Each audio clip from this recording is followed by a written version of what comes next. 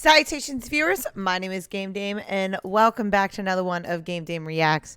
Right now, we have another trailer about Hell Is Us, and I'm very excited to see what it's going to be about, because this is the narrative aspect of it. So this is the narrator, or maybe the creator of the game.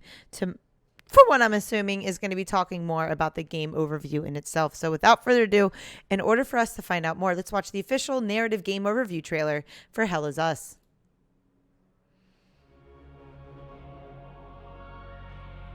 Hi folks, my name is Jonathan Jacques Bellatet. I am the creative director of Hell Is Us.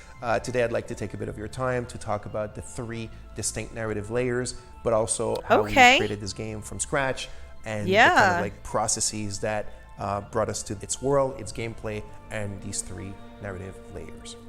I'm very excited to find out because this game Hell Is looks Us, really I took a bit intriguing. of time to figure out what I wanted these kind of high-level directives to be. And they're a mixed bag of things that had always been dear to me, and also stuff that I kind of knew that the team also wanted to try and work with. So I came up with about 5 or 6, and I proposed them to the team, and we all agreed, and we went ahead with them. So the first one at the top of the list is exploration and discovery. When it's truly player-driven, when it's like player cognitive abilities that are putting 2 and 2 together to discover the secrets of the game through your exploration. So the second one is pretty much I guess the main theme of the game. It's human emotions and passions, and specifically how they relate to human conflicts, all the horrors and atrocities and the bloodshed that we can bring upon one another. The third one is the Civil War, and as you can see, this relates right away to the second one about the passions and the emotion. The fourth directive was the combat system of the game had to be a third-person melee combat with melee weapons. Third-person melee combat was that the game had to take place within a contemporary setting, as you can see, this brought a bit of a challenge how to justify the third-person melee combat in a contemporary setting. And the sixth one is I wanted to make sure that the enemies in the game were not humans, and we would not bring any harm to human beings. So now that we had our set of directives, we were ready to really sit down and create the game, and then we created the story, and this brought us the 3 distinct narrative layers. I like that they separated that into 3 distinct narrative layers. The Civil Wars. It's Civil Wars backdrop of the game. It's caused by ethnic divides, religious divides, cultural divides, political divides, and also historical divides. The second narrative layer is about the calamity. So the calamity is a bit of a kind of like metaphysical phenomenon that's taking place in the country, and it's giving me Death Stranding vibes. The game world, obviously, they're aware that there's a civil war, but the hero doesn't know that there's also the calamity, and really rapidly he will come face to face with it. So why is it here? Where is it from? What is it connected to? And what's its link with the people, the civil war, and the history of the country?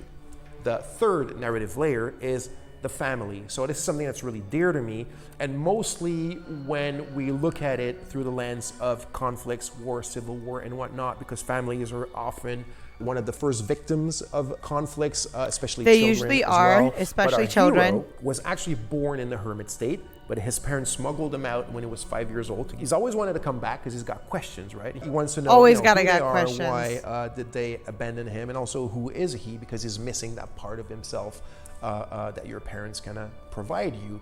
So all these 3 narrative layers are different, but they intertwine. One of them is the one that truly brings you through the main story, but since the game is fairly open-ended and non-linear, the players are free to oscillate between these 3 layers as they see fit, and kind of put them together to form the big picture of the game and the entire puzzle, or almost the entire puzzle, to make sense of what's going on inside this country.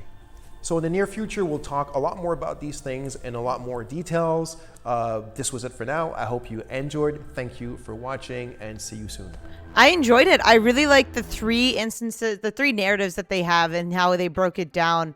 And I mean, everything's going to always be based off of human emotion if it's going to be human centric.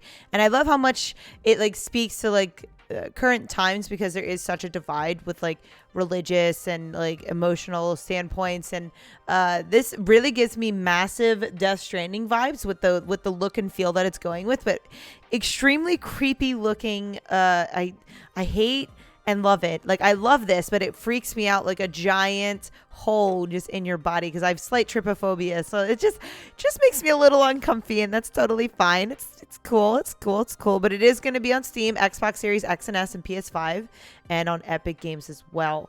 I definitely want to get this game. I cannot wait to get this game. And it's going to be a lot of fun, but very, very spooky. And I'm going to feel uncomfy from the monsters. I know that for a fact. So let me know in the comments down below what you guys or how you guys feel about this game, Hell Is Us. Does it also give you Death Stranding vibes, or does it give you something else as a whole? Or is this completely new to you? But that is all the time I have for you guys today. Thank you guys so much for watching. I highly appreciate your time as always. But please do not forget to subscribe and or follow not only to my YouTube, but to my Twitch. You guys know where my YouTube is at, but you can find my Twitch at twitch.tv/thegamedame. Thanks, guys, and I'll see you in the next video.